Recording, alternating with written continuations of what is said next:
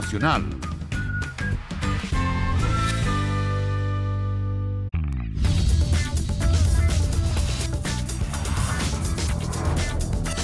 Estado Nacional. ¿Qué tal? ¿Cómo están ustedes? Muy buenos días. Bienvenidos a Estado Nacional este domingo 31 de agosto de 2025. Frío, al menos aquí en la región metropolitana, Santiago, bastante frío, bastante gris. Vamos a partir de inmediato con las claves que identificamos esta semana para luego presentarles el panel que nos acompaña. Fíjese usted que es una, sin duda, difícil y tensa semana para el comando de Janet Jara, al menos lo que uno ve de afuera. Otra cosa, hablaremos con sus protagonistas a ver si adentro se siente lo mismo. Bueno, con un partido comunista que hace críticas de su presidente Lautaro Carmona al exministro de Hacienda Mario Marcel. No milita en el Partido Comunista Marcel, pero es parte del gobierno y el Partido Comunista es parte del gobierno. En el comando y la propia candidata salieron a defender a Marcel. Entonces ahí se produce una discusión o una conversación interesante replicarla esta mañana aquí. Y una mala noticia recibió esta semana el exalcalde de Recoleta, Daniel Jadue, luego que la justicia resolviera mantener su calidad de acusado en el llamado caso Farmacias Populares. Además, la preparación del juicio oral quedó para el 8 de octubre. La oposición, algunos creyentes, pidieron entonces impugnar la candidatura al Congreso.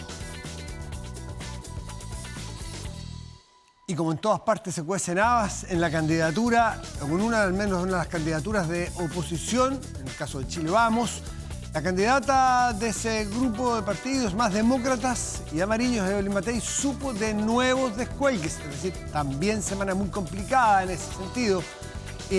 Claro, porque se encienden algunas alertas en la centroderecha. Y es que esta semana se supo del apoyo, entre otros, o los más públicos, del ex subsecretario, ex militante de la UDI, Rodrigo Álvarez, el ex alcalde, ex militante de RN, en este caso de Puente Alto, Germán Codina, a las campañas de José Antonio Kast, por nombrar algunos, porque hay más descuelgues.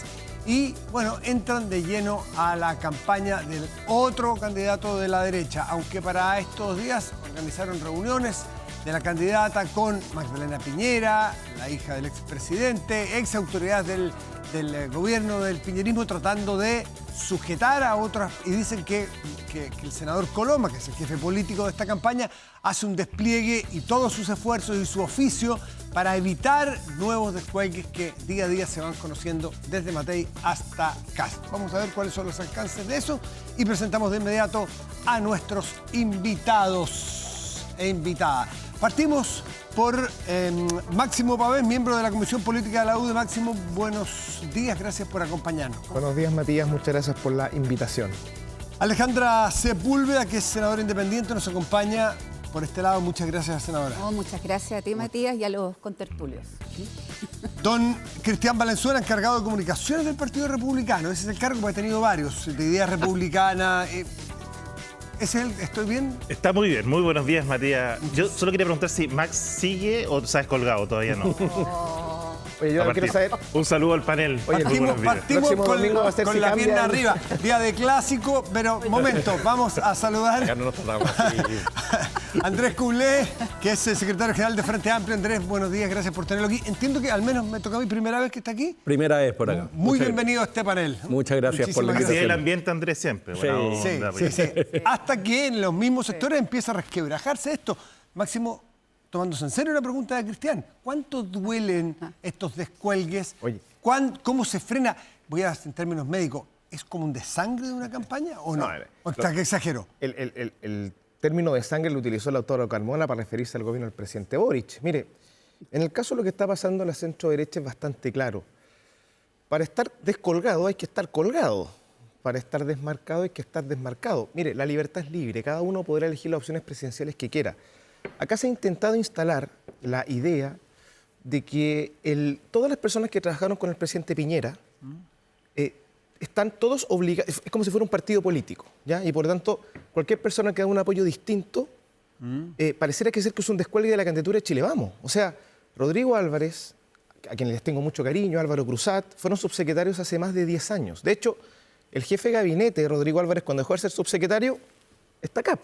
Entonces usted me dice, ¿dónde? Y no han estado nunca en la campaña de Evelyn Matei. Entonces, yo entiendo que se produzca una sensación de que hay figuras que se están desmarcando, pero eso parte de una premisa que es discutible, que es que todos quienes pasaron por el gobierno del presidente Piñera tienen que estar con Evelyn Matei. Carmen Sosa fue funcionaria de la DIPRES, trabajó en el gobierno del presidente Piñera. Es una de las líderes y mucha gente, republicana. y Beatriz Levy ha trabajado en el gobierno del presidente Piñera y están acá. Yo no vi a nadie haciendo un escándalo porque los descuelgues del gobierno de la presidenta Bachelet 2, porque Jimena Rincón, exministra de la presidenta Bachelet, se fue con Evelyn Matei. Entonces, aquí hay una sensación que se ha ido instalando que yo creo que es equivocada. Ahora, ¿qué es lo importante? Y además, como tú lo ha dicho, por ejemplo, el senador Coloma, el programa de Evelyn Matei lo hicimos entre más de 300, 400 profesionales. Los podríamos haber presentado de a uno. O sea, la libertad es libre y me parece muy bien que la gente vaya tomando posiciones, pero no me parece correcto de que se instale una idea de que aquí hay una especie de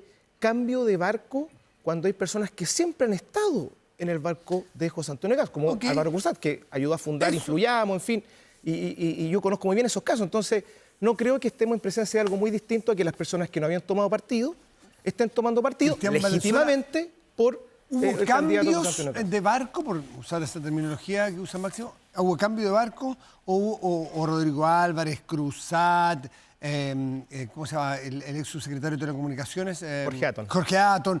¿Estuvieron siempre con ustedes? Lo que pasa es que no lo sabíamos afuera. ¿O ustedes han ido fichando y han ido carcomiendo en la candidatura de la otra candidatura? Yo en esto coincido en un 97% con todo lo que acaba de decir Max Páez. Este para mí es un barco gigante, un transatlántico que se llama Cambio y que está enfrentado políticamente, para que no nos perdamos, a la oposición, y que quiere que este gobierno se termine y que haya un cambio en la configuración política del país. Las posiciones dentro del barco pueden cambiar. Yo coincido en lo que dice Max. Rodrigo Álvarez hace mucho tiempo que está más lejano en esa materia. Y independiente, además. En el fondo, yo creo que es más un comidillo de la prensa. ¿En qué 3% discrepa? Dijo 97. Detalles, pueden haber detalles, que nunca uno puede conseguir 100% con alguien tan cercano. Solo una cosa, Cristian Valenzuela. Esta semana vienen nuevos fichajes, nuevos anuncios. No lo sé. De ex militantes de Chile Vamos. Nosotros más que a estar estableciendo plantillas, estamos dedicados a plantear la alternativa de gobierno que queremos para el país y ese es el foco de nosotros. Usted me quiere decir que no hay operación, no hay tanteo, no hay llamado, llegan. Yo diría que eso es más propio de la especulación periodística legítima que de la acción política real a la que nosotros nos dedicamos. Está bien. Voy a coincidir con usted, no sé en qué porcentaje. Alejandra Sepúlveda, ¿cómo ve usted lo que pasa al frente? Porque después vamos a ver de este lado cómo ven lo del suyo. ¿Cómo ven ustedes estos descuelgues? ¿Ven una fortaleza, un gran barco, como dice Cristian, o ve que hay una división que va a terminar y no sabe uno en qué? O sea, primero uno ve desde fuera, ¿no? Que existe sin duda una división y marcado fundamentalmente por las encuestas, ¿no? Esas encuestas que salen y uno muchas veces tiene detectado muy bien el origen, la metodología, etcétera. Pero uno ve cómo de alguna manera se va donde se inclina un poco el barco. Pero yo creo que cada uno debe tener las convicciones, ¿no? De tiene que estar, donde ha estado históricamente en el caso, ¿no es cierto?, de ustedes. Pero lo importante... ¿Te ve oportunismo en aquellos ex Chile Vamos que se están yendo con Cast porque las encuestas hoy día le dan una ventaja a Cast? Yo lo veo un poco así, lo veo de fuera. Quizás la interpretación que ustedes dan es distinta por lo del barco y todo, pero yo creo que un poco es eso, o por lo menos lo que percibe la ciudadanía, ¿no?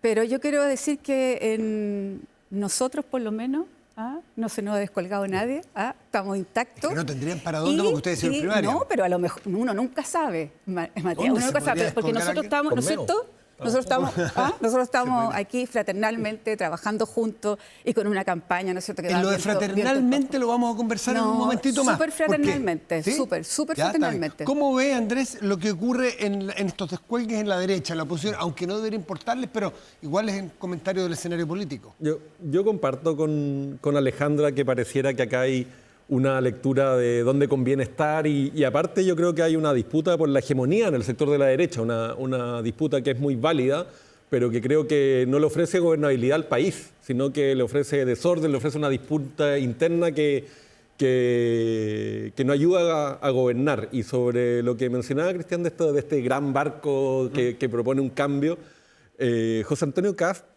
está en la política desde que yo tengo uso de razón. Desde el 96 fue concejal cuando yo tenía 6 años. Después fue diputado 16 años, más de lo que permite el límite de la reelección. En la UDI por lo demás, así que me imagino que ahí tuvo muchos vínculos con quienes hoy día se descuelgan. Lleva años estando en el círculo de decisión de este país. Fue jefe de bancada de la UDI cuando Piñera fue presidente. Y viene a ofrecer un gran cambio, no lo creo. No creo que alguien que venga de la élite política que ha tomado las decisiones durante este país durante mucho tiempo ofrezca un cambio radical, Ahora, un cambio transversal. para ser justo, en ese sentido, solamente constatar, se declaró públicamente opositor a Sebastián Piñera.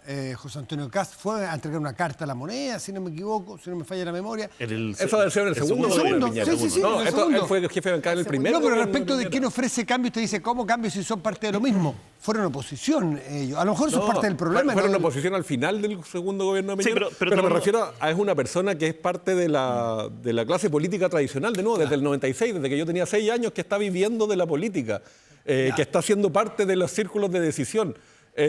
Por más que trate de desmarcarse, es un político tradicional. ¿Eso es malo? No, pero creo que él trata de poner una idea distinta a lo No que se es. está vendiendo una cosa que no es. dice Exactamente. usted. A ver, Cristiano. No, solo un punto para que nadie se confunda porque quizás entiende mal el mensaje.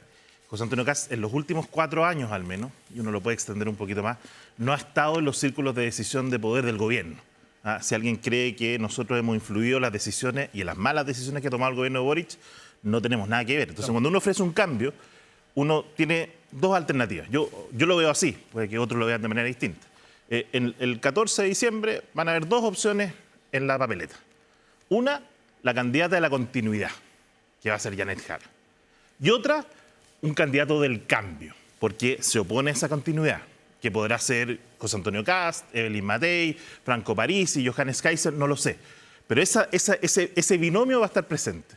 Si tú quieres decir que hay 2 opciones de continuidad, yo creo que estás equivocado en el análisis político, pero respeto tu derecho a equivocarte. Pero eso quiere decir, Andrés, claramente esa es la definición. Veamos si Andrés quería Hay un decir eso. cambio respecto de quién está gobernando hoy día y de quién lleva hoy día los índices de delincuencia, inmigración ilegal, estancamiento económico, y esa es la oferta de cambio que se representa.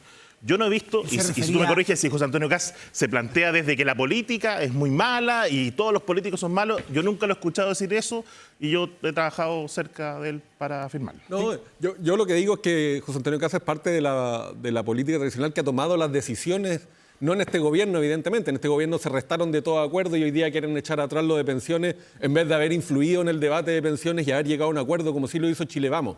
Pero en la historia más larga, lo que ofrece José Antonio Kast es continuidad de este ciclo político que hemos tenido de alternancia, de que tenemos un gobierno, después tenemos uno de distintos signos, en 4 años se ¿Quién alcanzan a hacer no pocos años. ofrece esa continuidad, Andrés? Yo creo ¿Quién podría ser distinto? Janet Jara ofrece una profundización de los cambios que se han iniciado en este gobierno, Pero de eso es tener un ciclo continuidad, más largo. Eso puede gustarle a usted y a muchos auditores, a muchos telespectadores, pero eso es continuidad también. Usted está criticando la continuidad como factor de análisis. Es que tenemos un periodo de alternancia en el poder, que en el ciclo largo es eso lo que hemos tenido, que avanzamos, retrocedemos, avanzamos, en el retrocedemos. mundo, ¿ah? Pero mira, pero ya- Hoy día lo que estamos ofreciendo es seguir avanzando, es Pero- profundizar los pero- cambios que se han iniciado. Eso O sea, me- profundizar- Pero La Janet- continuidad es la alternancia. Alejandra, Profundizar pero mira- estos 4 años de gobierno, ¿es el Pero mira, lema de la yo- Janet Jara? Yo creo que lo que plantea Andrés es que uno dice son los mismos políticos que están relacionados con el poder permanentemente, que han tratado de ser presidente de la República ya por tercera vez. Pero además con un relacionamiento con el poder económico también, ¿no es cierto?, muy importante, que ha sido parte de las votaciones que ha realizado el Partido Republicano permanentemente. El que hoy día no se opongan a las pensiones, que se hayan opuesto permanentemente, a crear el seguro social, a incorporar lo mezquino del 1,5, ¿no es cierto?, en el tema de las pensiones, otra vez a capitalización individual, tiene que ver, ¿no es cierto?, con un esquema de poder económico que lo ha mantenido la derecha durante todo este tiempo y que, permítanme, no hemos podido avanzar, por ejemplo, en temas laborales. En temas laborales ustedes se han puesto, pero permanentemente. Las 40 horas, los derechos, sindicalización, etcétera. Entonces, lo que yo interpreto de lo que tú dices es que tiene que ver más allá, ¿no es cierto?, del nombre José Antonio Kast, que está ahí permanentemente, ¿no es cierto?, durante muchos años, es con el poder económico, Matías, que todavía, lamentablemente, en este país, ¿no es cierto?, tiene... imagínate la carta esta que escribieron, ¿no es cierto?, todos los empresarios, si no se ponían de acuerdo ustedes, la billetera se cerraba. Y no le hicieron caso. Se cerraba. Bueno, pero la billetera se cierra si usted no le hace caso a los empresarios. Vamos al otro, porque hay muchos temas, por eso. Uno podría estar mucho rato en esto, reconozco, pero vamos avanzando en temas. Por ejemplo, usted me queda dando vuelta a la fraternidad que hay en su sector, porque la división es muy evidente, el descuelgue. Vamos a ver qué es lo que sucede, cómo lo arbitran ellos, cómo lo resuelven en la derecha, pero en la izquierda... Lo de fraternal me sorprendió, para serle franco, porque hay diferencias que a mí tampoco me parece una guerra civil, pero de ahí a fraternal, lo que pasa en el Partido Comunista, Oye, a ver. Fraternal, totalmente fraternal. Cuénteme. Mira, porque tú preguntaste qué pasa al interior del comando. ¿Y cómo se conforman los comandos? Los comandos se conforman a nivel nacional, ¿no? Pero los comandos que efectivamente tienen trabajo y que están, ¿no es cierto?, en el día a día, como está nuestra candidata, porque a pesar de las discusiones que puedan existir, ¿no es cierto?, no se ha perdido ni un minuto nuestra candidata en donde tiene que estar. Sí, pero está cerca de la ciudadanía. Pero déjame terminar. Sí, está cerca de la ciudadanía, ¿no? Donde en regiones, donde las papas queman, en los distintos campaña territorios. clásica. Pero mira, ni un minuto, Matías, se ha desenfocado el tema más importante. Pero espérate. Pero sí yo leí en el diario El Siglo de esta semana... Pero mira la fraternidad. A ver. Pues yo quiero ir a la fraternidad. ¿Cuál es la fraternidad? Esa palabra me encanta. Vaya. Entonces, la fraternidad, fíjate, se da donde se tiene que dar en forma más importante. ¿Dónde? Que es en las regiones donde se hacen los comandos. Ya, pero en los partidos no se ha dado mucho. No, en porque los yo partidos... veo... Déjeme interrumpirle un segundo. Yo leí en el diario El Siglo, que es un diario del Partido comunales. Comunista que cumplió 85 años, si no me equivoco, a Janet Jara hablando en El Siglo, diciendo que llama más bien a entender que el adversario está a ese lado, que no está adentro. Yo tengo que entender entonces, Andrés, que está expresando Janet Jara el que no se siente cómoda con críticas que le hacen o comentarios que hacen partiendo por el presidente de su partido. ¿Cómo lo ves del Frente Amplio que ocurre con el Partido Comunista? Yo comparto con Alejandra que en el trabajo de Janet Jara, en el trabajo del comando, hemos trabajado con fraternidad una amplia gama de partidos. O sea, somos una gran cantidad de partidos apoyando a una candidata que... ¿Te ve al Partido Comunista así aperrado, jugado al Partido Comunista, jugado completo de pe a pa por Janet Jara? Sí, de todas maneras, absolutamente los veo comprometidos con la campaña, los veo dentro del comando y que un partido exprese sus opiniones, más allá si yo comparto o no esas opiniones, es parte del quehacer político y parte de la fraternidad también es poder procesar las diferencias sin descalificaciones, pero vamos a tener diferencias políticas en una amplia gama de partidos. Eso es parte importante y parte importante también es discutirlas con transparencia de cara a la ciudadanía y sin dramatizar que esas diferencias existan. Máximo, ¿hay fraternidad aquí? No, de ninguna manera. Yo creo que cualquier telespectador que está viendo lo que nos plantea la senadora se vuelve a dar cuenta que es imposible empatizar con el argumento en la cual en la campaña del oficialismo hay cierto nivel de coordinación. La candidata Jara esta semana dijo: yo no soy mamá de ningún dirigente, cuando la llamaron a arbitrar el conflicto entre Lautaro Carmona y Ricardo Lagos Weber. ¿Qué es lo que pasó esta semana, Matías, en mi opinión? Voy a salirme un poquitito de la candidata Jara, que es toda la trama de notificaciones que el Partido Comunista de Chile hizo y que creo yo es lo más relevante para el próximo ciclo político, es cómo se va a comportar el Partido Comunista de Chile a propósito y respecto que, en mi opinión, ellos ya votaron con V larga la candidatura de Janet Jara. Totalmente. Soltaron a la candidata Esa es la razón Jara. por la cual Daniel Jadue escribe una columna en donde señala: ¿participamos en coaliciones amplias? Sí, pero esa amplitud nunca puede diluir nuestra identidad. El Partido Comunista definió que lo que quiere hacer es ampliar su base parlamentaria y fijar los ejes de la próxima oposición social al gobierno, que no tengo ninguna duda va a ser de la actual oposición, en 3 dimensiones.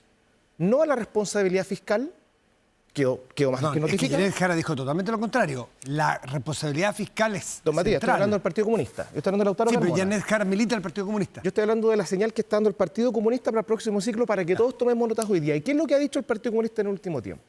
que no le importa el Estado de Derecho, van a llevar a Daniel Jadot igual, a pesar de que no pueden, y eso yo espero poder profundizar las razones por las cuales el Partido Comunista va a hacer eso.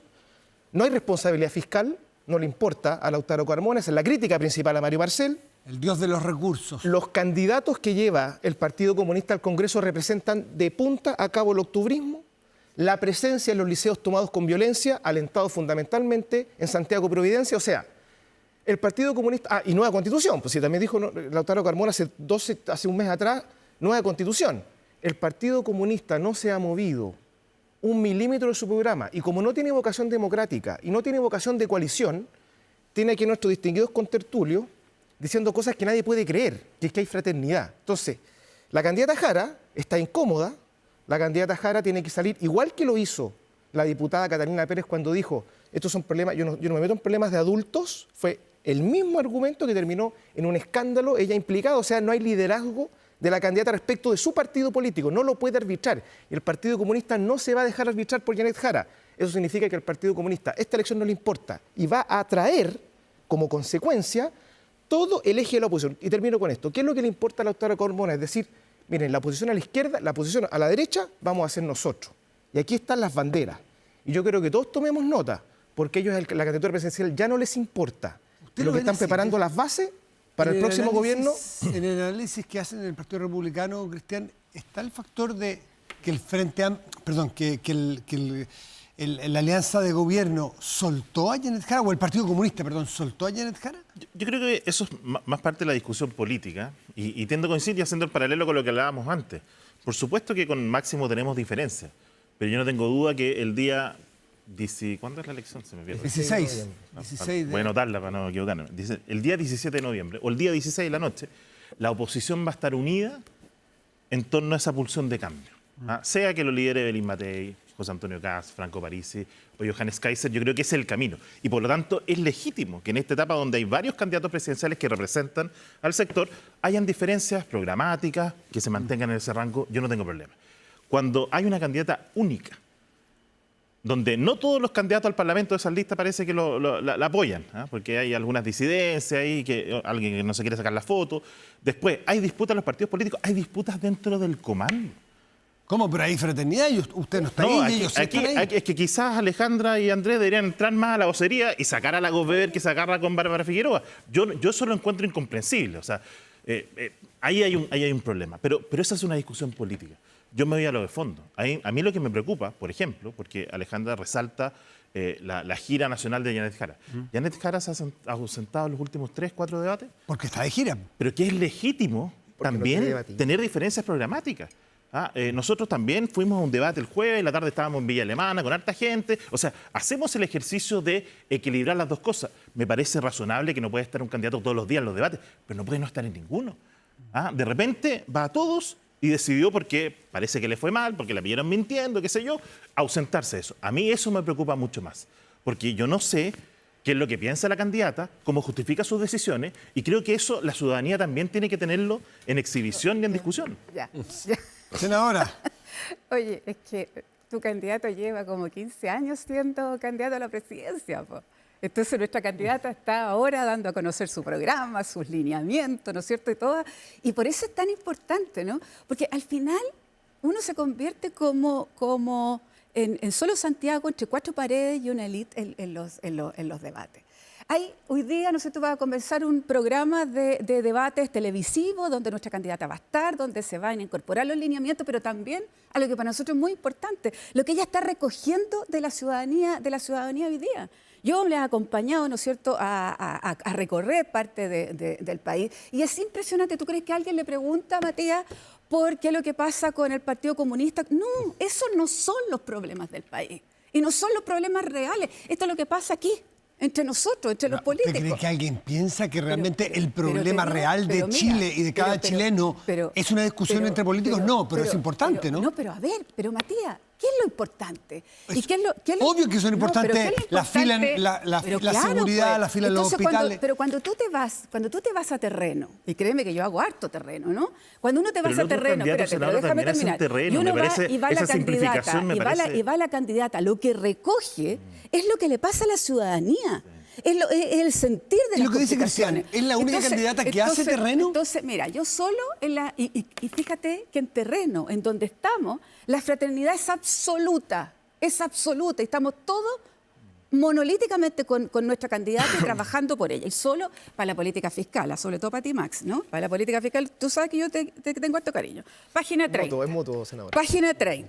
A ver. Página 30. Aquí está. Ese ¿no es el cierto? programa Claro, de- el programa de económico Janet- que yo. de Janet aquí Jara. está, Pero perdón, el programa senadora. económico. Mira, 6 capítulos, Max. 6 capítulos, 61 propuestas económicas, que son solo lineamientos, porque ahora estamos recogiendo, ¿no es cierto? Pero es que sería bueno que la candidata también tuviera la oportunidad de explicarlo y contrastarlo para ver si comparte eso. Porque cuando uno. Dame un segundo. Un segundo. Que hagamos diálogo, Alejandra. Cuando el papel. Luego, Andrés. El papel aguanta mucho. Pero cuando la candidata, por ejemplo, estuvo en debate no hace 15 años atrás, en las primarias, ella hablaba, por ejemplo, de regularización masiva de los 200, 300 mil inmigrantes ilegales que están en el país. Yo tengo ese video guardado, eso es real, no sé si lo dijo en la Universidad de Chile, me parece. Entonces, a mí me gustaría saber si la candidata sigue pensando eso o no. Si después de su recorrido en terreno, porque yo también he acompañado al candidato a terreno y he visto el drama que significa el impacto que tiene en Chile, no solo en Santiago, el drama de la inmigración ilegal. O si ella está de acuerdo, por ejemplo, en que la forma de enfrentar a los delincuentes es enfrentándola con amor, como lo dijo al día siguiente de la primaria en una entrevista televisiva. Yo creo que la candidata tiene que contrastar lo que sale por escrito en su programa con lo que piensa en realidad original y con lo que o en piensa el programa actual. No, pero eso es lo que piensa ella. Ya, Andrés. Mira, va a haber tiempo, paciencia, si van a haber debates televisados, ella, la candidata, no tiene que ir a rendir pleitesía a cada debate empresarial que le inviten, pues está ahí hablando con la gente, llenó la Plaza de Concepción, por ejemplo, hace poco, y efectivamente ahí la gente no estaba preocupada de lo que dijo A, de lo que dijo B, de lo que opina C, de lo que dijo B, que es un poco lo que se encierra la discusión ¿Por acá. qué dice usted que si va a un debate en un grupo empresarial, en un mundo de lo económico o el mundo empresarial es pleitesía? Porque ir a uno está bien, pero tener que ir a todos y que todos son para la misma gente, todos son más o menos el mismo público, todos lo recogen los mismos medios, versus que en las regiones se llega a otro Ella en un público, momento se llega- dejó de ir, o sea, hacia atrás, todos los que iba muy seguido, que era bien agobiante para todos, Porque- ¿estaba rindiendo pleitesía No, cuando porque iba? invitaron al varios, se plantearon los puntos y hoy día se toma una estrategia de salir a conversar también con las personas Porque, que no le porque la pillaron interesan. Pero no me mintiendo, interrumpan, si no por me eso interrumpan. cambió la Ah, estrategia. Cristian, está hablando Andrés Culet, Culet, por favor. Andrés. Por lo tanto, van a haber debates televisados, van a haber debates por cadena nacional. Paciencia, queda campaña y lo importante hoy día es recoger también lo que opina esa gente de nuevo que no le llega a toda esta discusión. Y en eso está la candidata. Y sobre la responsabilidad fiscal quería decir algo importante. José Antonio Kast tramitó 16 leyes de presupuesto, porque fue parlamentario durante 16 años. Dice en su programa que va a recortar 6.000 millones de dólares y no es capaz de decir 18 meses. un solo programa que va a recortar. O sea, tramitó 16 leyes de presupuesto, sabe cómo funciona el Estado, fue parte de las decisiones y no te puede decir, oye, voy a recortar todos estos programas. No se atreve a decirlo, porque sabe que esos programas sí benefician a gente. Y por lo tanto te dice, vamos a endeudar más al Estado porque quiere echar atrás lo de pensiones. Vamos a recortar 6.000 millones de dólares sin decir cómo. Dice después, vamos a mejorar un montón de cosas, vamos a mejorar la salud, vamos a mejorar la seguridad. ¿Es creíble eso? Claramente no. Y entonces yo esperaría que diga de dónde van a recortar esos Todos 6.000 piden la millones de palabra, pero dólares. les pido en 30 segundos porque tenemos que presentar una encuesta inédita, una encuesta nueva que tenemos para compartir con ustedes. Máximo, un segundito a Alejandra y Cristian. Pero un segundito, dele, por favor. Un segundito. Lo que pasa Antes es de que- ir a la encuesta, porque Ya, quería antes de ir a cerrar la algo encuesta, usted. Esta dicotomía terreno versus programa simplemente es insostenible intelectualmente y políticamente. O sea, los candidatos tienen que hacer ambas cosas. ¿Qué es lo que ha pasado a la candidata Jara? Que la han pillado mintiendo, pues eso es lo que pasa. Porque el programa que decía que iban a nacionalizar el cobre, el programa que decía que iban a terminar con la AFP... ¿Eso el cambió, tema del usted aborto, cree, el que no fuera más eso- Es que yo lo que quiero decir es a que... debates? Eso por supuesto que influyó, porque ella tiene que exponer lo que piensa. Y el problema es que en la coalición de izquierda, continuidad de este gobierno, no tienen claro cuál es la propuesta que quieren tener para Chile en todas las materias porque están comprometidos a defender, entre otras cosas, la gestión del actual gobierno. Entonces, hoy día la presidenta de Nodo 21 dice que el programa no está terminado. La senadora Zubolver nos dice que está terminado. Entonces, es la candidata la que Max. tiene que exponer cuáles son los Max. puntos, y a mí me parece que es bastante evidente que la candidata no tiene equipo, que el tema programático está bastante flaco, que no quiere debatir porque se expone a bochornos y porque no quiere defender al actual gobierno. Si Eso no es me la equivoco, razón. Cristian, usted que es bueno tiene buena memoria. cuando lo que ustedes llaman que mintió, ¿no es cierto?, que fue el No, tema... no es lo que llamamos, mintió. Se equivocó, dice ella. Entonces, la calificación la hará... cada uno hará la calificación. Sí. Me refiero exactamente al debate de minería en la campus San Joaquín de la Universidad Católica, ¿no es cierto? Yo estaba presente. Ya, la candidata José Antonio le dice, usted en el debate de primaria abrieron el tema de la nacionalización del cobre. Punto 10. ¿Ah? Punto 10. Ella responde, deja de mentir. Se instalan estas mentiras porque eso no fue así, eso no es verdad. 3 doritos después sale publicado el programa donde dice voy a nacionalizar el cobre. Ya. Ella nunca ha pedido disculpas por esa mentira. Eso no es un error. A juicio suyo, eso es una mentira. A juicio suyo, ¿eso es lo que hace que Janet Jara deje de participar? Después dice que si no hizo el tercer retiro y lo hizo igual. Después habló del tema del aborto. Hay una consecuencia en esos mismos foros, una consecuencia de declaraciones que no se condicen con la verdad. Y ella toma la decisión de decir, voy a ir a hablar con la ciudadanía. Si no me equivoco, porque yo lo vi, usted también estaba en ese debate en Moneda Patria, antes de todos estos eventos, ella ya había anunciado que iba a dejar de asistir a tantos debates de este tipo y que iba a salir en terreno. Por lo tanto, estaba anunciado. En esa misma ¿sí línea, o no? porque le había calificado mal el desempeño en los debates. Ya, pero no había pasado lo que usted llama mentira y ellos errores. Alejandra, y nos vamos a la encuesta. Primero decir fue, me equivoqué, punto. ¿Ah? Me equivoqué, punto. Y lo que hemos dicho, ¿usted cree que es fácil programar, no es cierto? Y no aquí a Villa Alemana, cerquita, pues. ¿Ah? Aquí estamos hablando de recorrer el país comprando. Pero espérate, yo te escuché. Que no siga en esa línea. Yo te escuché. Entonces, lo que estamos diciendo es que aquí hay una programación completa de cada uno de los días. ¿Y sabes cuál es el problema? Es que la gente la espera, pues.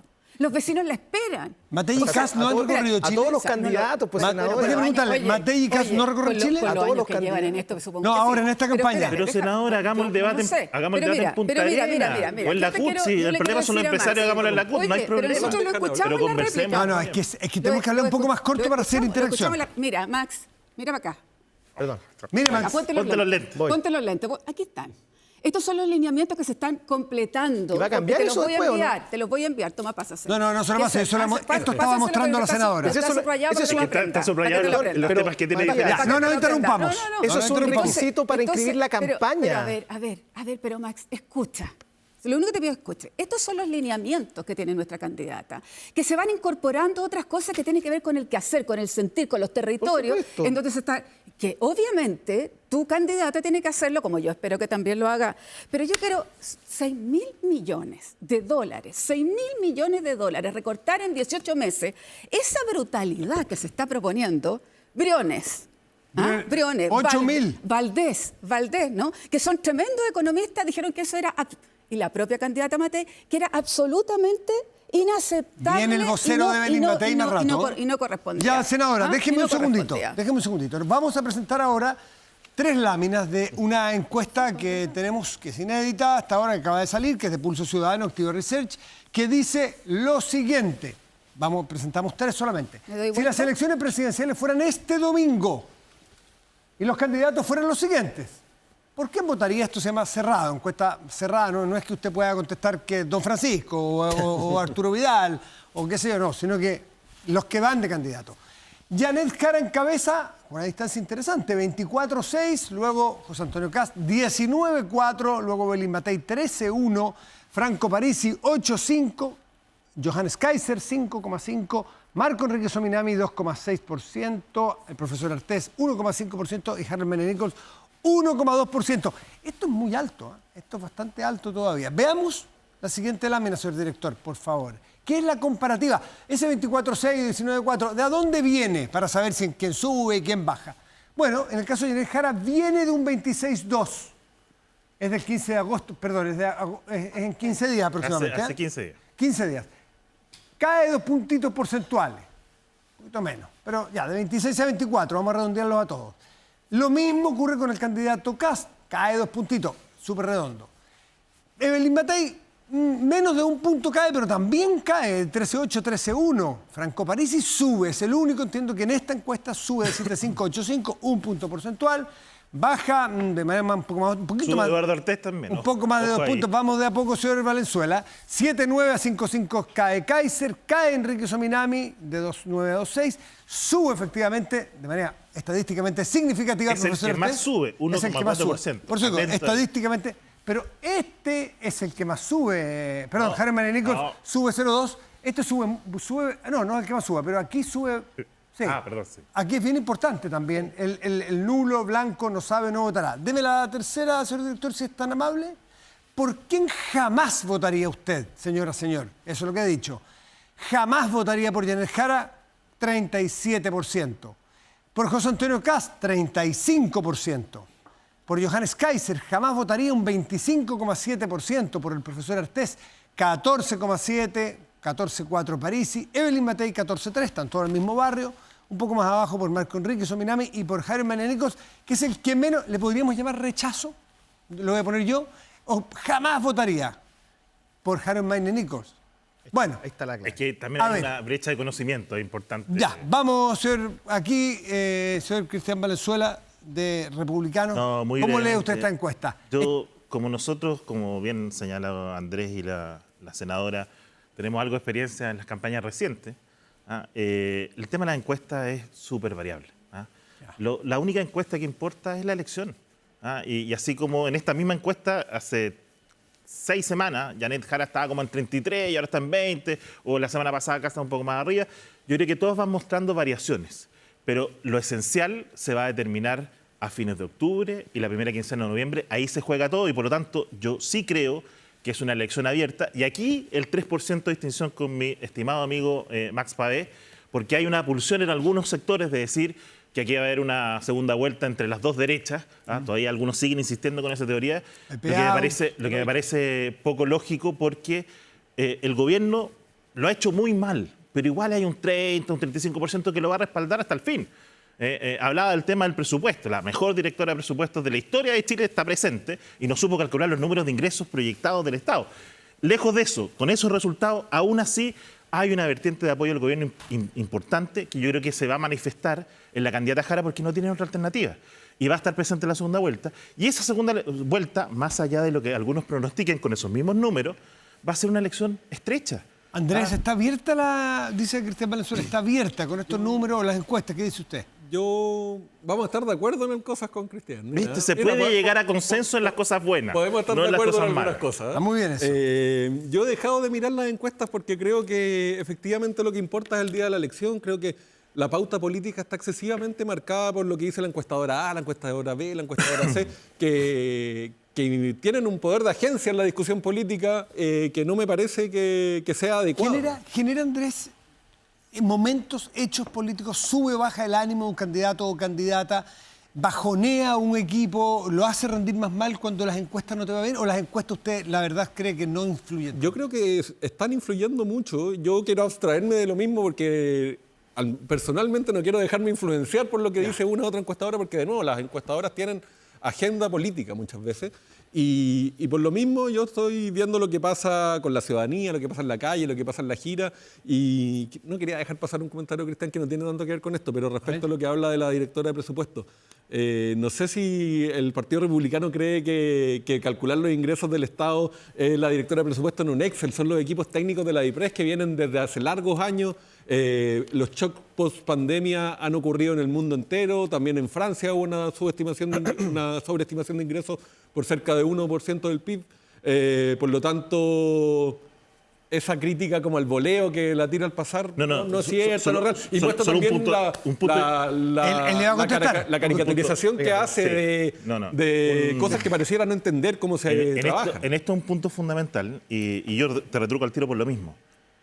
La dirección de presupuestos es una dirección tremendamente profesional, que pasa por sobre todos los gobiernos. Hay profesionales ahí que no son de izquierda, que no son de derecha, ahí, que ¿no? siguen ahí hace 50 años. Me tocó apoyar ahí, me tocó estar en Hacienda también. Está con Rodrigo Álvarez. Y en esa lógica, la calificación de mejor directora de presupuesto de la historia la hizo el ministro de Hacienda que se fue.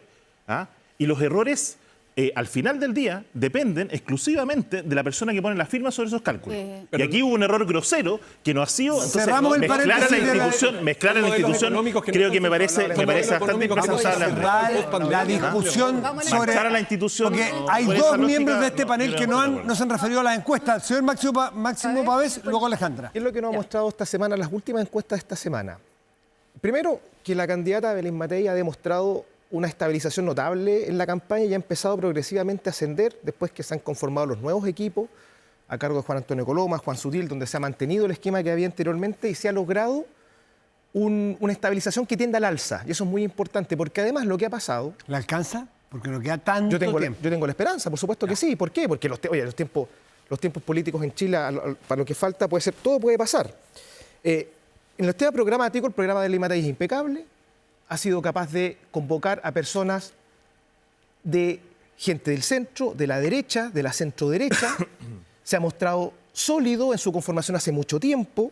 Y lo que demuestra esta encuesta es que en el escenario de segunda vuelta, cuando hay que definir entre escenarios de mayor polarización, es la que genera más entusiasmo en el sentido de que no produce el rechazo que producen otras candidaturas. Entonces, todo eso permite abonar la tesis de que ella es la mejor alternativa para generar gobernabilidad, para generar estabilidad y para generar progreso en nuestro país. Y creo que la encuesta, y las de esta semana, que fueron varias, creo que han augurado ese repunte que a nosotros nos permite mantener cierta tranquilidad y convicción. Siento que la franja se corta ahora, la franja se corta. Yo tengo harta elección en el cuerpo. ¿Ah? Harta elección en el propias, cuerpo. ajenas, Propias, ajenas, de apoyando, presidenciales, de todo lo que tú quieras. Y las encuestas pueden ser un referente, ¿no? Un referente. ¿Usted las mira? Andrés no las mira, ¿usted sí? Sí, pero es referente. Pero lo que te quiero decir es que cuando uno va y acompaña a la candidata y ve cómo la gente se acerca, las manifestaciones tremendas en todas partes de Chile. O sea, ¿cuánto habíamos tenido? 6.500 personas en Concepción, ¿no es cierto?, apoyando una candidata a una... Entonces, a mí, Matías, me complica. Pero, ¿Qué le complica? Me complica porque la encuesta es una cosa, en terreno uno ve otra cosa. Pero fueron a la candidata o los grupos pero de tú música siempre que tú siempre me interrumpes, ya. Entonces, lo segundo es que yo creo que hay que sacar, ¿no es cierto?, a la pizarra a los republicanos y a José Antonio, ¿no? Porque uno dice 6.000 millones de dólares en 18 meses. No puede ser que enfrentemos una primera vuelta, Max, sin saber, ¿no es cierto?, qué es lo que efectivamente se va a recortar. ¿Qué programa? Porque eso es una cuchufleta para el país, po. Es una cuchufleta para el país. Porque 750.000 pesos salario mínimo, pues, senadora, ¿de dónde van a sacar 750.000 pesos salario mínimo? Entonces, lo que yo quiero decir es que uno tiene que saber qué es lo que va a hacer este candidato presidencial y dónde va a recortar. Lo otro es que porque me tengo que ir, pero yo le voy a robar un segundito al programa porque usted dijo que era cuchufleta. Déjeme que conteste al menos en 30 segundos. Pero dame otra cuchufleta. Entonces no, tiene espacio para uno, discúlpeme. Cristian, por favor, Cristian. Cuchufleta, 30 segundos. Usted tiene todo el derecho del mundo a defender el aumento de empleados públicos, del aumento del gasto fiscal, el aumento de la deuda pública. La tendencia de gasto, de crecimiento del Estado es así. Aquí hay una candidatura que piensa lo contrario y que tiene la disposición para hacerlo. Y llegado su minuto, sé que usted está en el Congreso, no sé si va a la reelección, va a poder tener la oportunidad de aprobar o rechazar los presupuestos. Pero aquí hay una definición de que el Estado ha crecido de manera inorgánica. Alejandra, les agradecemos a los cuatro. No tenemos espacio porque tenemos dos invitados, que ser respetuosos con el resto de los invitados. Les agradecemos por haber estado aquí. Van a volver Alejandra otros domingos para conversar. Muchísimas gracias. Si aumenta la delincuencia, no grave robos, evítelos con Tepillé, la empresa líder en seguridad preventiva con monitoreo de cámaras de seguridad y audio disuasivo en tiempo real. Tepillé protege 24/7 su empresa y también su hogar. No sea usted la próxima víctima y contrátanos en tepillé.cl. Vamos a separarnos un momento, tenemos entrevista. Estará el ministro de Justicia con nosotros y estará el encargado del equipo económico, que usted probablemente no lo ha visto, no lo conoce, de Evelyn Matei. Por primera vez vamos a conversar con él, qué es lo que piensa, cuáles son sus proyectos. Pausa y volvemos.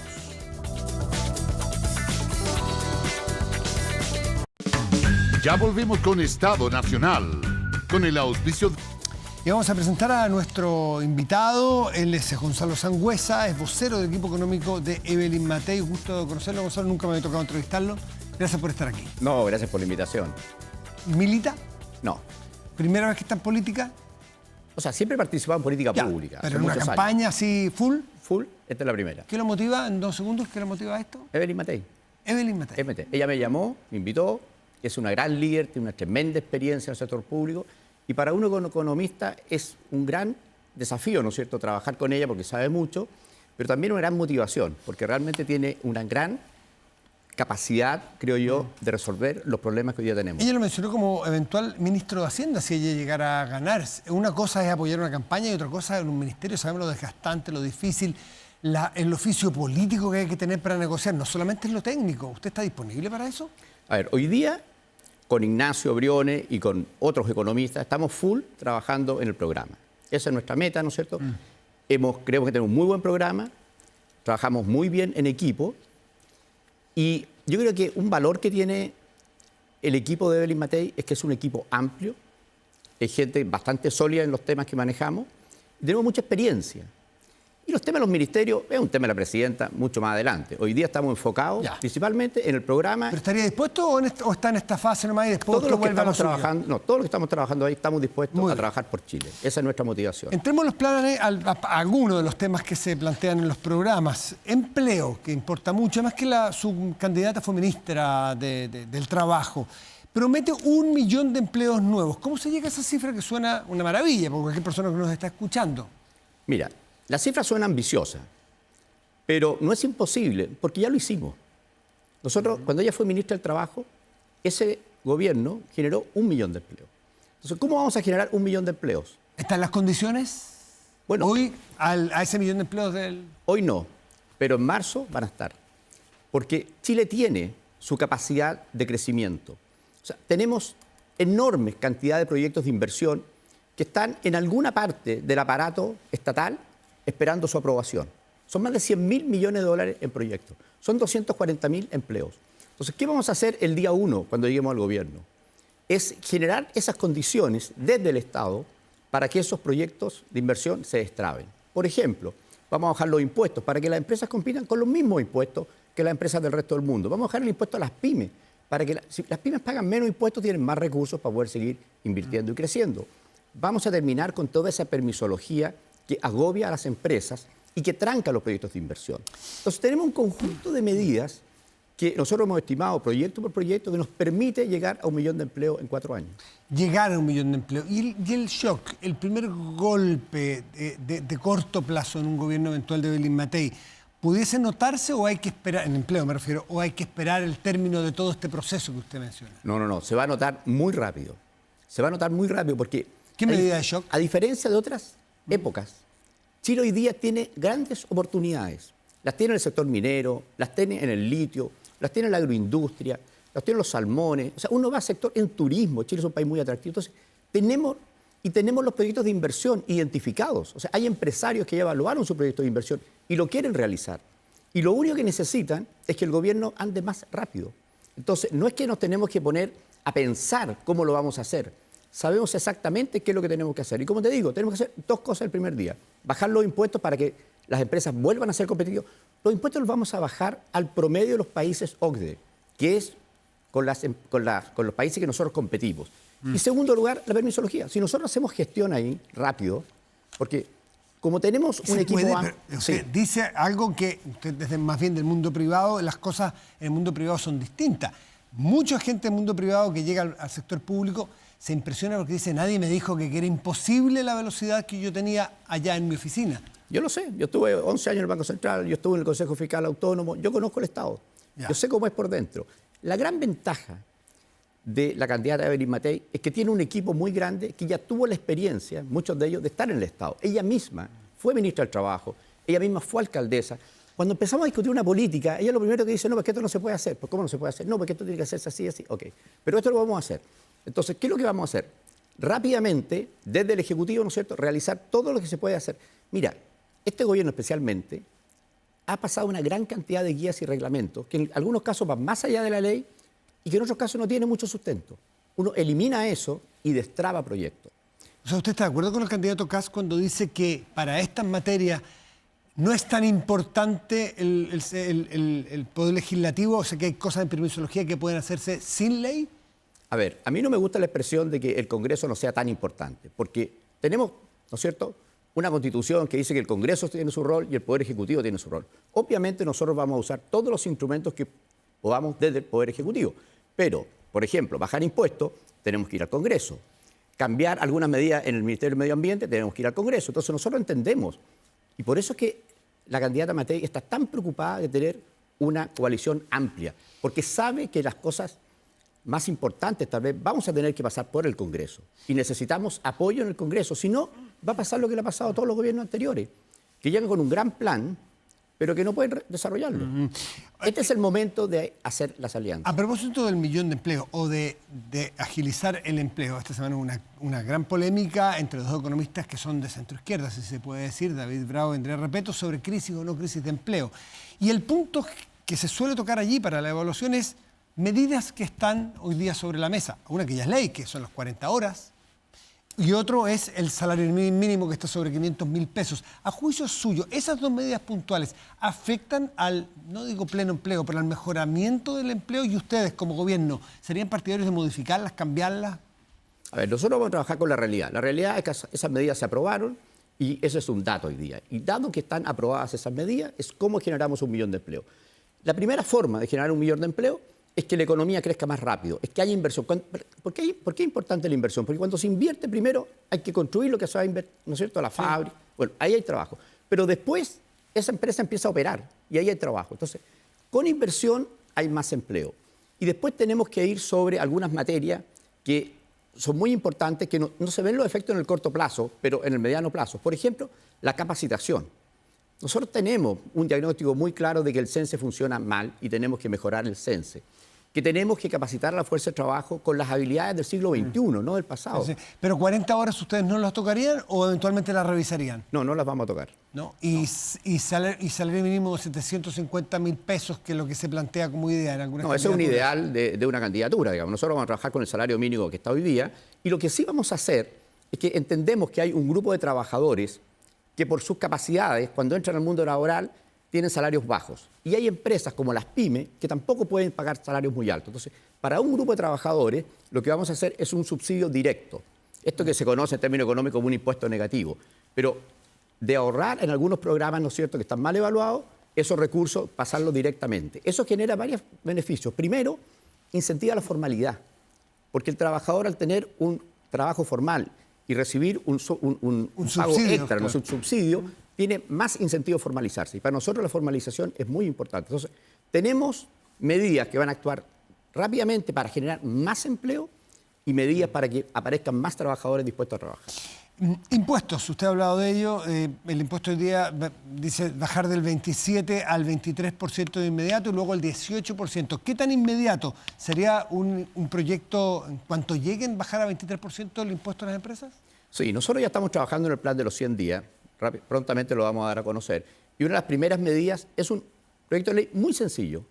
Las empresas grandes baja a 23 y para las pymes baja a 10%. ¿Por qué 23? Porque el promedio de los países OCDE es 23. Entonces, cuando una empresa chilena sale a competir con una empresa extranjera, por lo menos que tenga la misma carga tributaria y no que nosotros le pongamos una carga mucho mayor. Entonces, ese proyecto es muy simple y va a estar el día 1. ¿Qué le responde a los que dicen que eso es regresivo porque a las grandes empresas que podrían pagar más se les está ayudando? Hay algunos que dicen, la famosa, ¿no es cierto?, curva de Laffer, que dicen que en la medida que usted baja los impuestos generan más riqueza y por esa riqueza van a pagar más impuestos y va a recaudar lo mismo. ¿Usted por qué no nos explica un segundito cómo sería? A ver, la curva de Laffer lo que significa es que cuando las tasas de impuestos son muy altas, usted baja las tasas de impuestos y recauda más. Sí. Ya. Pero, Nosotros no creemos en eso. ¿usted no cree en No, eso? no. Vaya. Nosotros creemos que si bajamos los impuestos, vamos a aumentar la inversión. Y ningún economista me va a discutir eso, porque es así, o sea, hay mucha evidencia. Y si hay más inversión, hay más empleo. Y mira, la economía chilena es como un auto que está detenido. Si uno lo empuja, va a empezar a andar y después va a andar solo. Entonces lo que necesitamos es darle un gran empujón. Y el primer empujón es decirle, mira, usted está compitiendo en desventaja con el resto del mundo, tiene más impuestos, dejémoslo al mismo nivel. Si destrabamos la inversión, se genera empleo, esos trabajadores con empleo formal van a empezar a gastar y empieza a generarse más actividad Gonzalo, económica. ¿cuánto tarda eso? Bajan los impuestos al 23%, ese auto usted lo empuja, empieza a andar, pero no agarra el motor de inmediato. Y en ese tiempo no se va a generar un déficit fiscal, no va a aumentar la deuda pública, no va a generar un problema externo. Muy buena pregunta, porque nosotros lo que estamos discutiendo con la otra campaña es precisamente no qué van a hacer, sino que cómo lo van a hacer. Y en el cómo uno tiene que explicar, bueno, las consecuencias. Tú tienes toda la razón. En el primer momento, bajamos los impuestos, se caen los ingresos fiscales y se genera un mayor déficit. Entonces, en el mismo momento tenemos que ir reduciendo gastos. Y tenemos un plan para reducir gastos bien realista, que son 2.000 millones de dólares al año. Sabemos exactamente dónde están esas partidas. Y el día 1 vamos a empezar a trabajar para esa reducción de gastos. Entonces, esa reducción de gastos nos va a permitir hacer espacio para poder bajar impuestos y hacer otras medidas que son muy importantes, que es seguridad. Porque nosotros tenemos un plan. Mira, todo lo que estamos hablando no tiene sentido si nosotros no recuperamos la seguridad.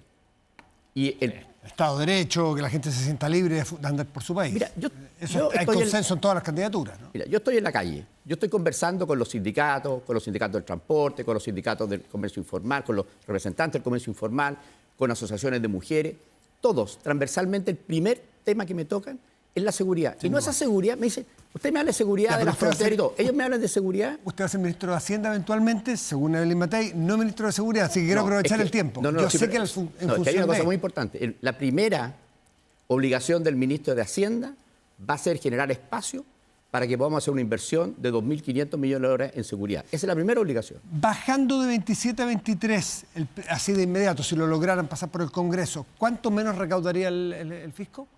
Esos son del orden de 2.000 millones de dólares. Esos 2.000 que ustedes quieren recortar, dígame dos medidas en las cuales ustedes logran recortar 2.000 millones de dólares. Las dos principales. Hay una medida muy importante, que es muy significativa, que es las licencias médicas. ¿Ya? Las licencias médicas, ¿Cuántos van a recortar ahí? ahí hay del orden de 600, 700 millones de dólares. ¿Ya? Después, en la gestión de las cuentas públicas, de las compras públicas, se compran de una forma, todos conocemos mercado público, ¿no es cierto? Pero si usáramos lo mismo que hacen las empresas, ¿no es cierto? Hacer más competitivos los procesos de compras públicas, comparar los precios de distintas ofertas, podemos reducir fuertemente los costos. Y austeridad. Todos hemos visto, este no es un gobierno austero. Y no es la autoridad del funcionario público, es la autoridad de la autoridad. Nos pilla el tiempo, Gonzalo. Ustedes plantean 8.000 millones de dólares en 4 años. 2 por 4. Sí, pero expliquémoslo bien. No, pero son 2.000 por año. Sí, 2.000 por año. Expliquémoslo bien porque la candidatura acá dice que son 6.000 Sí, es que en 18 meses. ¿Eso es posible? A ver, 2.000 por año quiere decir que yo este año disminuyo el gasto en 2.000 y mantengo esa baja de gasto en los próximos años. Sí. Eso es lo que estamos, y eso es, podemos ver en detalle todas las cosas como Es factible. Es factible, absolutamente. Y nadie ¿Y los discute que eso es 6.000 de factible. casa en 18 meses es factible? Yo creo que, mira, nosotros lo que estamos preguntando a la candidatura de Kast, y no ha sido una crítica personal, es explíquenos cómo. O sea, no nos dé ¿Qué le han dicho? No nos dé los titulares, denos las bajadas. Porque estamos trabajando todos con los mismos números. Somos todos economistas. No podemos tener tanta ¿A diferencia. usted no le dan los números de casa? No nos dan. Y queremos que nos expliquen. Si lo único que hemos hecho es preguntar. Yo creo que en esta etapa de la campaña, en que estamos haciendo, ¿no es cierto?, las propuestas programáticas, no solamente digamos qué queremos hacer, toda la campaña digamos cómo lo vamos a hacer. Yo creo que el cómo es muy ¿Es importante. populista esa medida de bajar 6.000 millones? Yo quiero entender cómo primero. Perfecto. 4 por usted se compromete que si son gobierno, Chile va a volver a crecer, al menos al final del siguiente periodo. 4% se ve muy lejos porque del PIB tendencial del Chile para adelante es de 2% de crecimiento. ¿Ustedes se comprometen aquí públicamente al 4%? ¿Es posible? Sabemos perfectamente cómo lo vamos a hacer. ¿Cuánto tenemos que aumentar la inversión por año? ¿Cuánto tenemos que aumentar la productividad? Eso es, para los economistas en matemáticas, es simple. Y tenemos las medidas para actuar sobre cada una de esas variables. Entonces, nuestro compromiso es precisamente que Chile vuelva a tener la esperanza de ser un país desarrollado, como la tuvimos en el pasado. Y para eso necesitamos crecer al 4%. Y se puede. Chile hoy día tiene tremendas oportunidades. En el siglo XXI, Chile tiene un tremendo potencial. Y tenemos que ocuparlo. Gonzalo Sangüesa, vocero del equipo económico de Evelyn Matei. Un gusto tenerlo aquí por primera vez. Volverá seguramente a algún debate eventualmente con los otros voceros o los otros encargados económicos. Nos encantaría. Para poder ir viendo los grises de las propuestas de cada uno de ellos. No solo blancos y negros. Gracias, Gonzalo. Un gusto. No, gracias a ti por la invitación, Matías. Hacemos una pausa, volvemos a la vuelta. Estará con nosotros el ministro de Justicia, Jaime Gajardo, para conversar sobre temas carcelarios, sobre el Plan Nacional de Búsqueda. Bueno, espérenos y ya volvemos.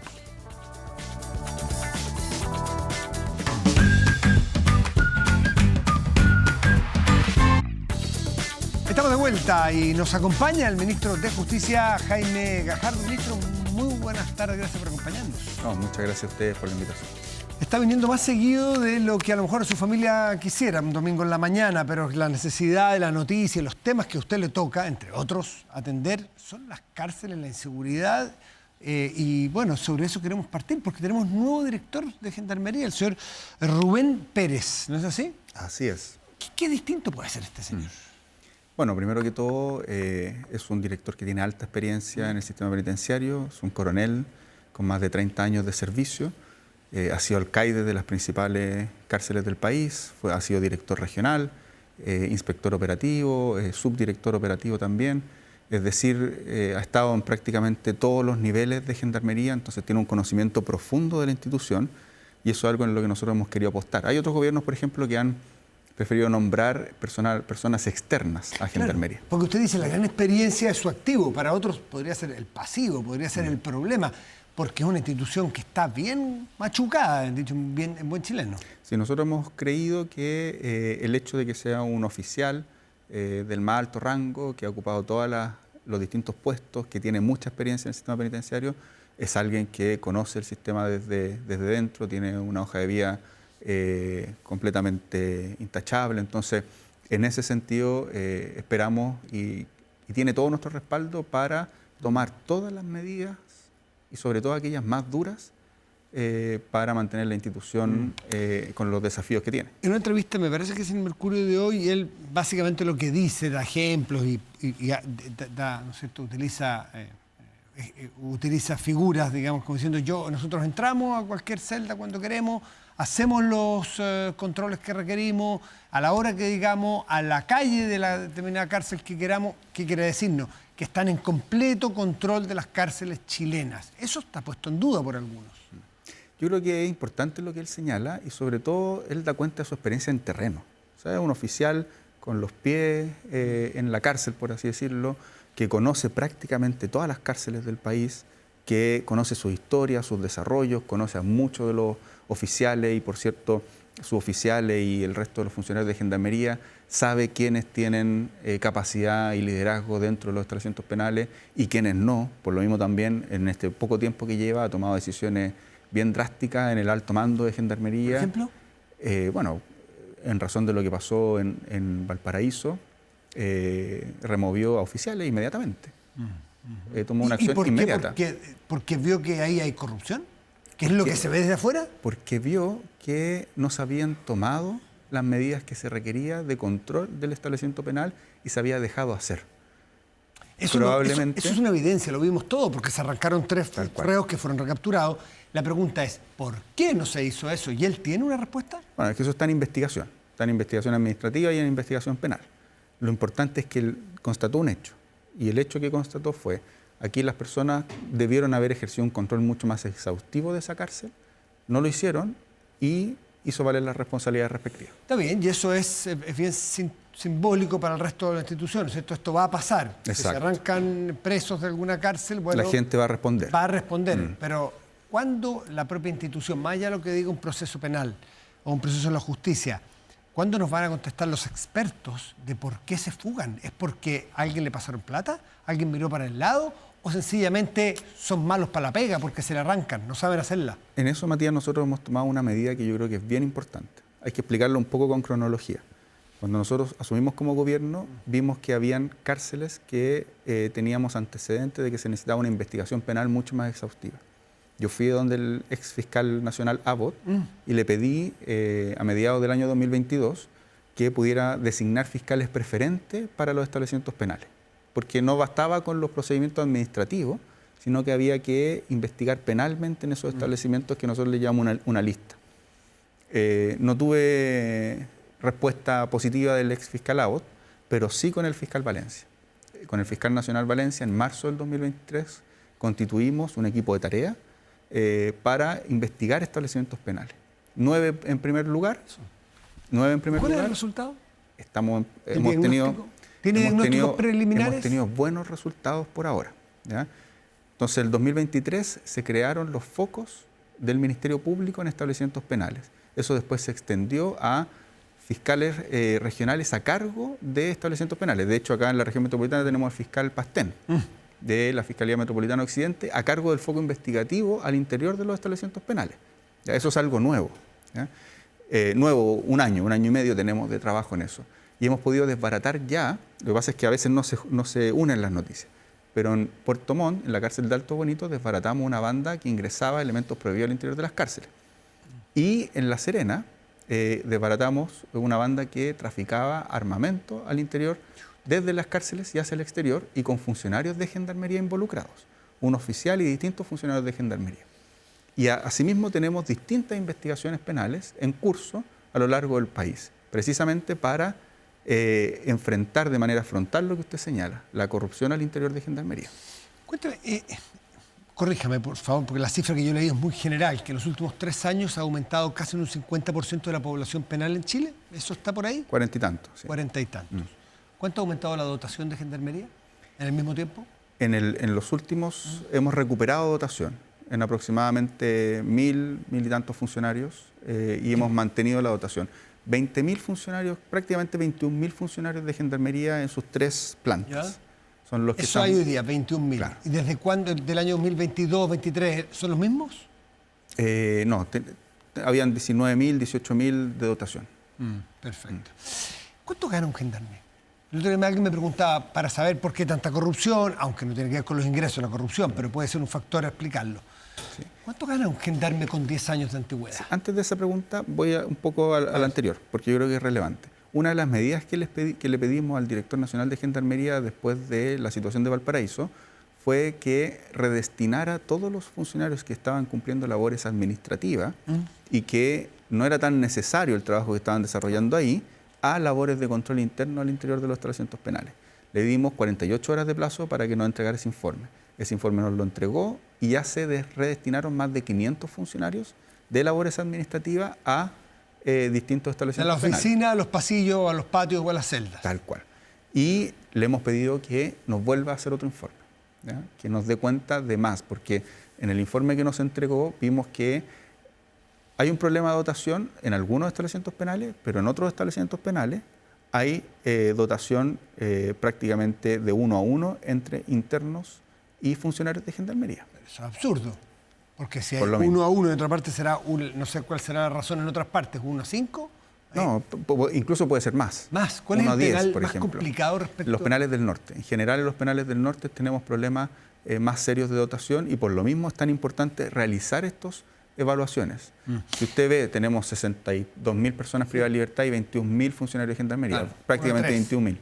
Entonces, uno debería tener una distribución, o sea, más que aumentar la dotación, que siempre es necesaria. Nosotros en el Plan Maestro de Infraestructura Penitenciaria se están construyendo más cárceles y además en la construcción de más cárceles se prevé el aumento de dotación. Para aumentar la dotación hay que incentivar a las personas a que quieran ser gendarmes. Pues. No solamente en condiciones laborales, sino que en ingresos. ¿Cuánto gana un gendarme cuando hace su primer trabajo o lleva 10 años? Por ejemplo? Depende de las plantas. En Gendarmería hay 3 plantas. Tenemos la planta 1, que es la de los oficiales, la planta 2, que es la de los suboficiales, y la planta 3, que es el personal no uniformado. ¿Ya? En el caso del personal no uniformado va a depender del tipo de persona que, o mejor dicho, el tipo de función que cumple, si es administrativo o profesional. Y en el caso de las plantas uniformadas, un gendarme en el rango más bajo ingresa ganando similar a lo que gana un carabinero, ¿ya? O sea, 800.000 líquidos. Líquidos, entiendo. Sí. O sea, un gendarme recién puesto a trabajar en un pasillo, en una celda, en un patio. Salido de la escuela. Salido de la escuela, 800.000 líquidos. Sí, tengo la duda si es líquido bruto, pero... Ya, está bien, pero por ahí anda. Por ahí, y 10 años tiene, a ver cuál es la curva. Claro, tiene una carrera, que los gendarmes cumplen una carrera de hasta 30 años. Sí. Y en ese van teniendo los distintos escalafones. Uno de los temas que nos plantearon los gendarmes, y nosotros lo hemos conversado con ellos y lo hemos resuelto, es que tienen estancada la carrera funcionaria. ¿Ya? Es decir, no tienen la movilidad que deberían ir teniendo cumpliendo los distintos años de servicio.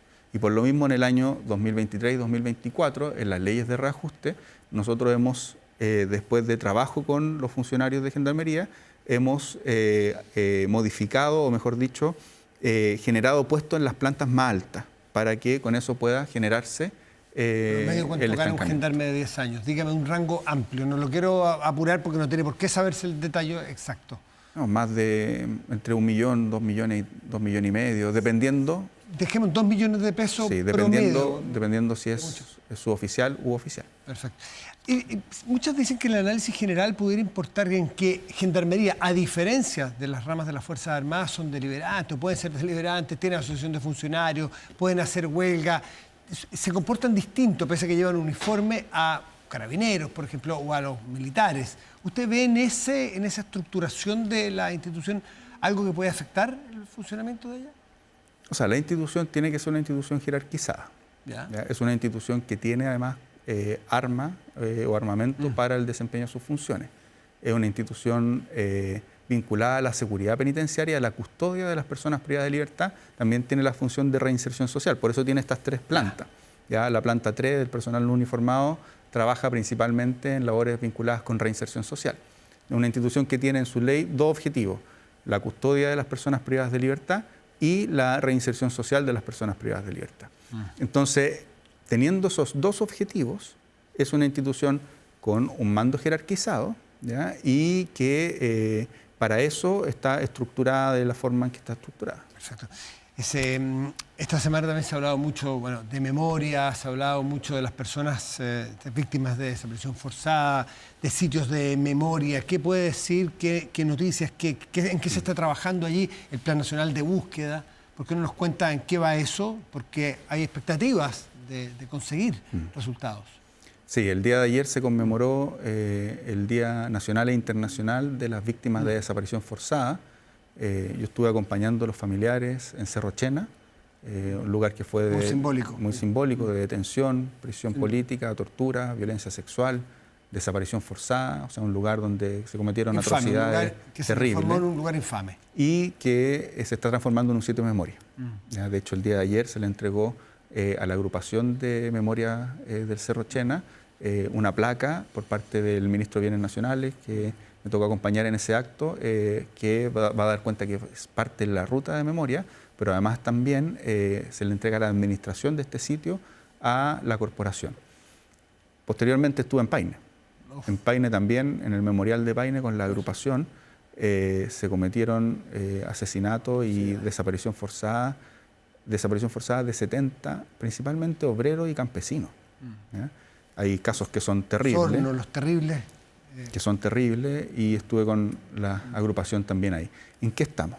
En Paine entregamos las carpetas de calificación de la Comisión RETIC a las familias. Esta era información que no tenían las familias. Entonces nosotros les entregamos todos los antecedentes con los que contó la Comisión RETIC para realizar la calificación de desaparición forzada a las familias.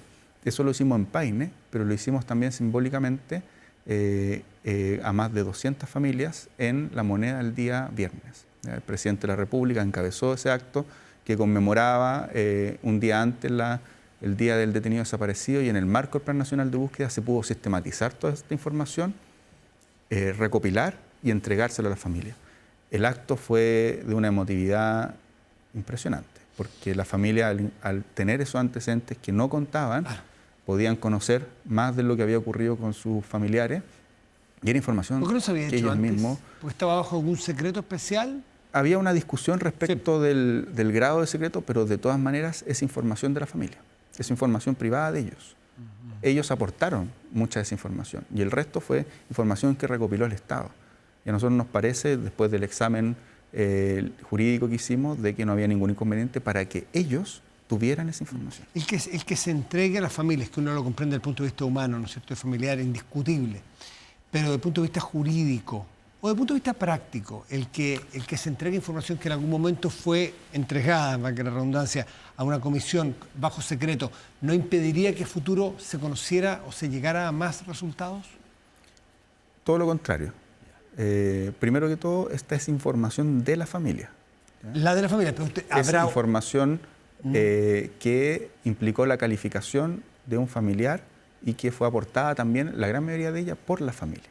¿Ya? Entonces, cuando es información personal o de alguna persona a la que ellos representan, por cierto, es información a la que uno puede acceder.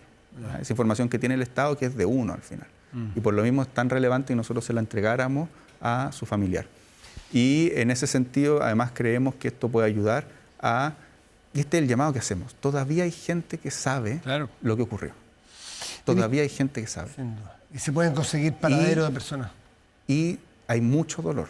La desaparición forzada, lo dice la ONU, no solo afecta a la familia concreta, afecta a la sociedad en su conjunto. Y tenemos todavía 1.162 personas de la cual no hemos podido llegar o arribar a su paradero. Ministro, nos queda un minuto y quiero preguntarle a usted como militante del Partido Comunista y miembro del Comité Central, pero también ministro de este gobierno. Esa doble militancia, si se quiere, suya, ¿cuánto lo complican declaraciones como la del presidente Lautaro Carmona criticando al gobierno? ¿Y cuánto daño le hace a la candidata Jara, candidata de su partido? Sí, yo en esto he sido muy claro, me lo preguntaron el día viernes. Yo soy ministro de Estado, estamos preocupados y orientados a las distintas funciones que tenemos, que son muchas: Plan Nacional de Búsqueda, Seguridad Penitenciaria, Acceso a la Justicia. Mañana discutimos en la sala, o sea, en la Comisión de Hacienda del Senado, antes ministro que militante, el nuevo proyecto que va a crear el Servicio de Acceso a la Justicia y la Defensoría de las Víctimas. Esperamos que podamos arribar a un buen... ¿Complican las declaraciones de Lautaro Carmona usted como ministro? Estoy orientado en eso, y las declaraciones respecto a los distintos aspectos de la campaña o las diferencias que tengan los partidos políticos se los dejo a los dirigentes de los partidos políticos. Es bastante elocuente su análisis respecto de la molestia que le genera o la incomodidad que le genera. Usted me está queriendo decir, no sé si yo interpreto mal, que usted es ministro de Estado primero y después es militante. La función que tengo, Sí, principal sin duda, el día sin de duda, hoy, eso lo sabemos. es ministro de Estado. ¿Lo dificultan las palabras o las declaraciones del presidente de su partido? ¿Le hacen más difícil su gestión como ministro de Estado? Como le digo, nosotros estamos preocupados de gobernar. Las diferencias respecto a los partidos las tienen que resolver los dirigentes de los partidos, y la ministra Vallejo ha sido muy clara en este aspecto. Yo no tengo nada más que agregar al respecto. Ministro Gajardo, muchas gracias por acompañarnos esta mañana. Que esté muy bien. Y nosotros nos despedimos y los dejamos invitados a seguir siempre atentos a las pantallas de TVN y todas sus plataformas. Nos reencontramos el próximo domingo con más Estado Nacional. Gracias. Buen domingo y buena semana.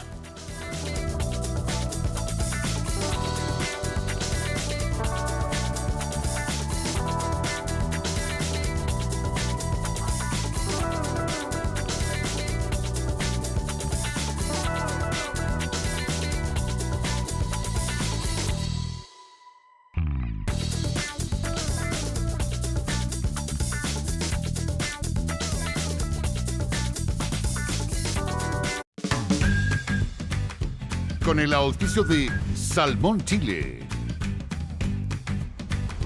Te pillé, no grave robos, evítelos. Y hace bien ver NTV. Hemos presentado Estado Nacional.